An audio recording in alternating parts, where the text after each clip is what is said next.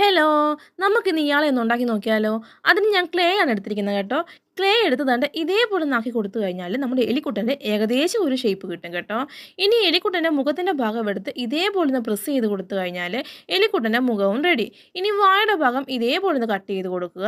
ചെവിക്ക് വേണ്ടി 2 കുഞ്ഞു ബോളുകൾ ഉണ്ടാക്കി ദാണ്ടെ ഇതേപോലെ വെച്ച് അതും ഒന്ന് പ്രസ് ചെയ്ത് കൊടുത്താൽ നമ്മുടെ എലിക്കുട്ടൻ്റെ ചെവിയും റെഡി. ഇനി കണ്ണ് വേണ്ടേ? അതിന് ഞാൻ 2 കടുകാണ് എടുത്തിരിക്കുന്നത് കേട്ടോ. കടുകെടുത്ത് കണ്ണിൻ്റെ ഭാഗത്ത് വെച്ച് ഇതേപോലെ ഒന്ന് പ്രസ് ചെയ്ത് കൊടുത്തു കഴിഞ്ഞാൽ നമ്മുടെ എലിക്കുട്ടൻ്റെ കണ്ണ് റെഡിയാവും. ഇനി എന്ത്? എലിക്കുട്ടൻ്റെ കൈയും കാലും ഒക്കെ വേണ്ടേ?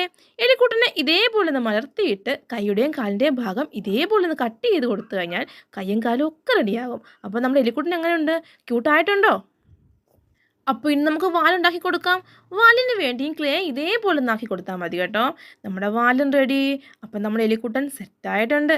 എങ്ങനെയുണ്ട്? ഇഷ്ടപ്പെട്ടോ? ഇതിൻ്റെയൊക്കെ ഫുൾ വീഡിയോ ഞാൻ നമ്മുടെ ചാനലിൽ പിറകെ ഇട്ടേക്കാം.